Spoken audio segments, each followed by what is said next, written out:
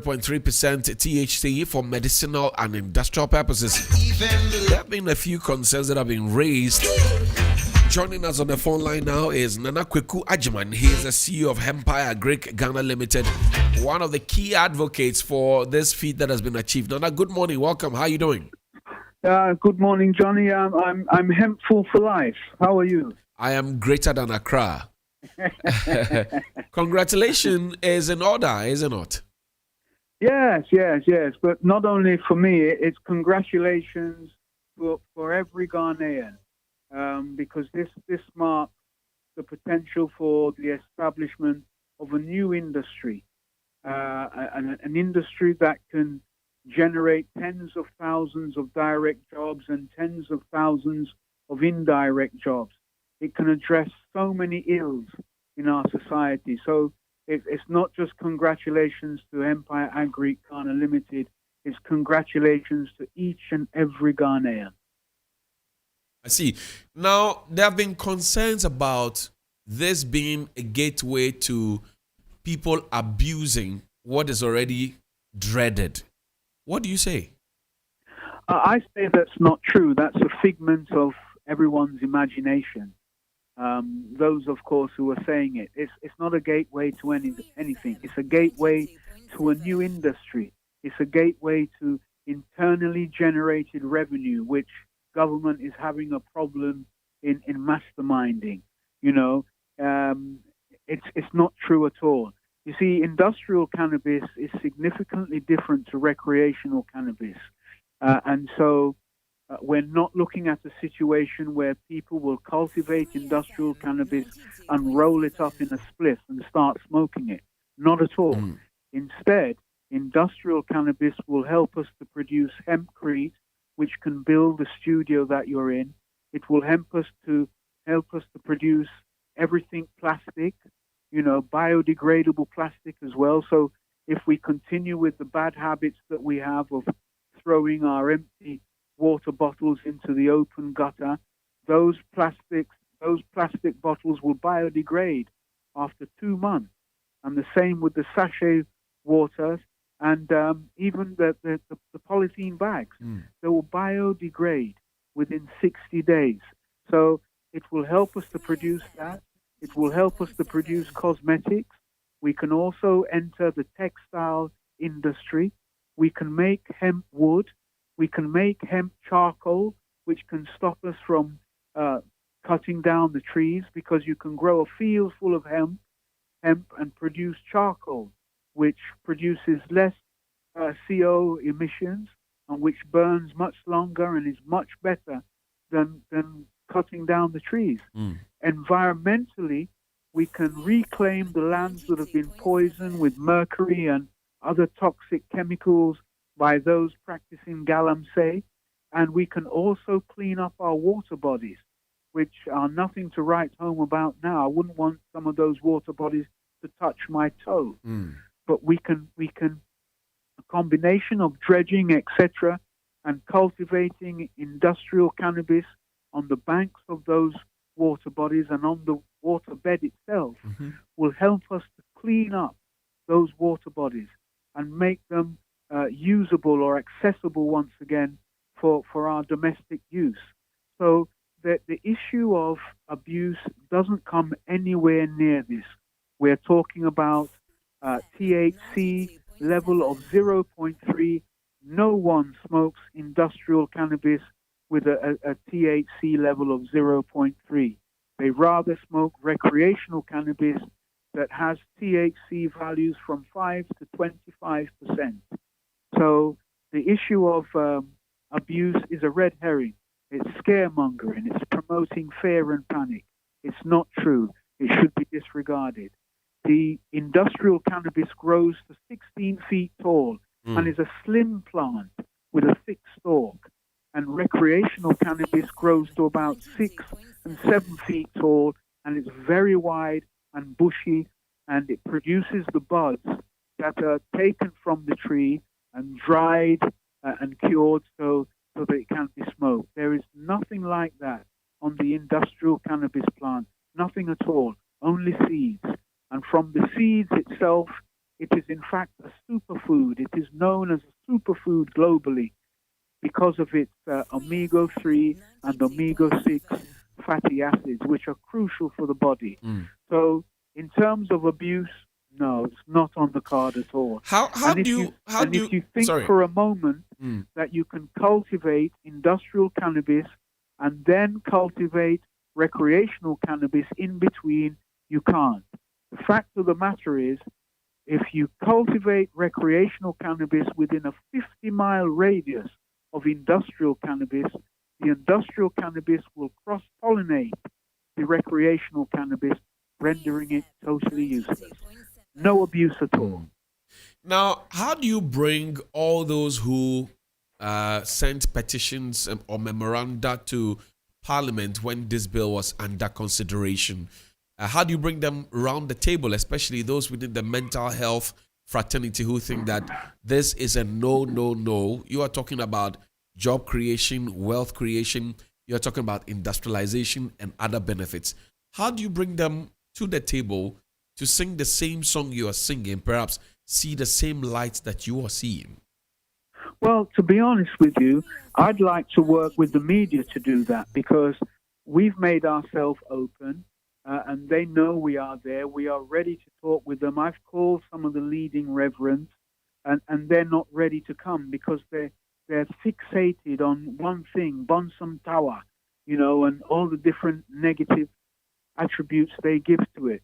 But we welcome the opportunity to have a round table with religious leaders and the chiefs, etc., so that we can assist in educating them about the properties that industrial hemp have and how they are different to recreational hemp, if you like. We are ready to do that, but we'd like to work with the media to do that, because you have a far-reaching voice. You reach places that we just can't go. Right. And so we're very much open to that. We are very much open to that. And I hope that with the advent of this amendment bill now being passed, that religious leaders and our chiefs and everything will reach out to us at Empire Agri Ghana, so that we can sit around the table and look at everything in details, so that we can quell their fears.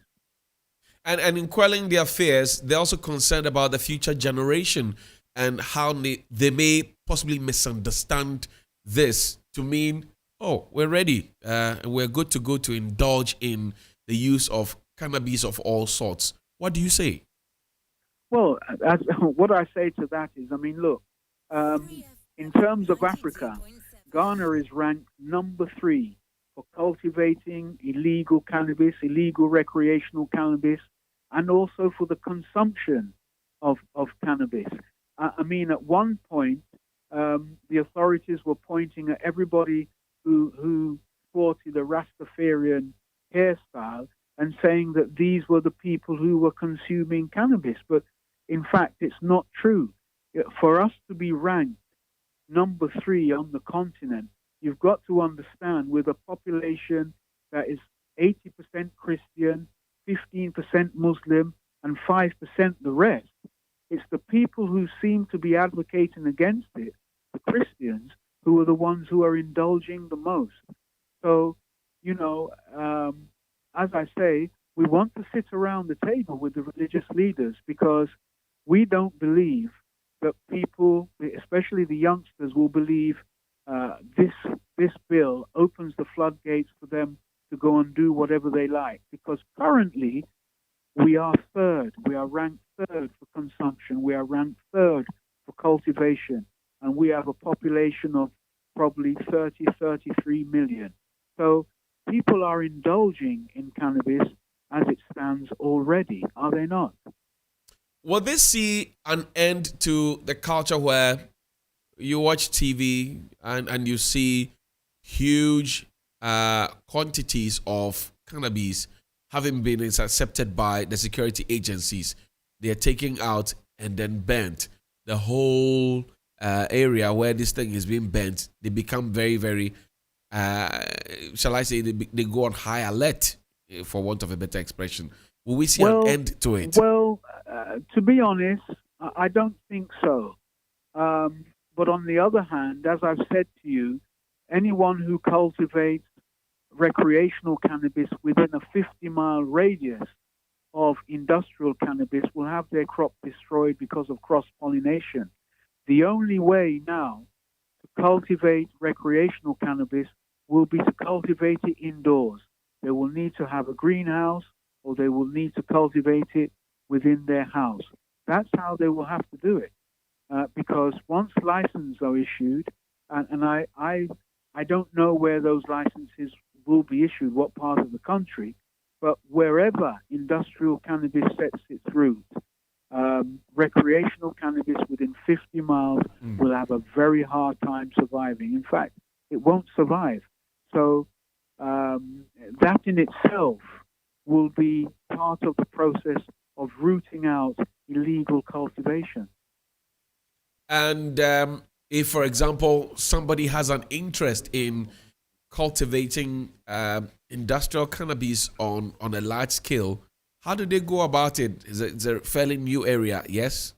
Well, it's a fairly new area. What I would say to them is that they should give the office a call on 030-255-6602. That's 030-255-6602.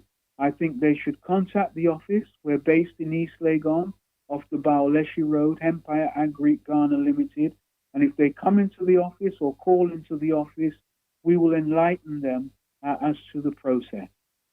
Already on the local front, some are producing cake, candies, juice of all sorts, soap, cream, and what have you from cannabis. Will we see a bigger version of that with the passage of this law? Yeah, I think we will. I think we will. Because, these things are good for us. Industrial cannabis is anti-inflammatory. So, you may have a swollen ankle or torn muscle or what have you. When you consume it, even if it's in a toffee, even if it's in a sweet, even if it's in a cake, even if you cook with it, it will have some benefit in terms of reducing your inflammation. And you will not get high. We will not have a very high republic. You can't get high. You can't get high on 0.3 THC. Okay. You can't. Because recreational cannabis has THC of up to 25% and beyond. 0.3 THC will not get anyone high. And no one in their right mind will even attempt to smoke industrial cannabis. It's not for smoking. Okay. It's for industry. I see. It's for medicinal use. I remember that you came into the old studios of 3FM 92.7 with some toothpaste, some juice. You remember that conversation? Exactly, yes. So yes, I remember that very well. Does it mean we will stop importing all those and then now begin producing if we get the capacity? Well, that's adding value. That is the second stage of it. At the moment, where we are, because we don't have the money and our financial institutions are not friendly enough to give us loans, because if you go for a loan at any one of our financial institutions, they're talking about 40%. We cannot do that. We cannot do that. So what we need to do is cultivate and export so that we can generate the finances that will allow us to establish plants and facilities whereby we can now add value by producing the toothpaste, producing the mouthwash, producing the body lotion, producing the hemp oil, producing the CBD, the hempcrete, the hemp wood, the charcoal, the textile, you name it. That is how we add value. Okay. So we have to export and generate the finance first, and then we can add value to the cultivation after. Final question to you. How much money are we expecting to rake in from this? Well, in terms of tax, it'll be millions of US dollars. Millions of US dollars. And the Speaker and the Minister for Interior already gave an indication that because we delayed so long, we've lost out on probably $3 billion US dollars. And that's money that we could have used instead of going to the IMF. It's a sad affair because, Johnny, We have 175 state-owned enterprises, and it's a crying shame that collectively they can only contribute 5% to our gross domestic product. But what are they doing with those businesses? I don't know. But industrial cannabis has come to rectify all of that. So even if they want to suck those state-owned enterprises dry, industrial cannabis will fill the gap. Nana Kweku Ajiman, CEO of Empire Agric Company Limited. I thank you very much indeed for your time this morning. Thank you very much, Johnny, and have a hempful day.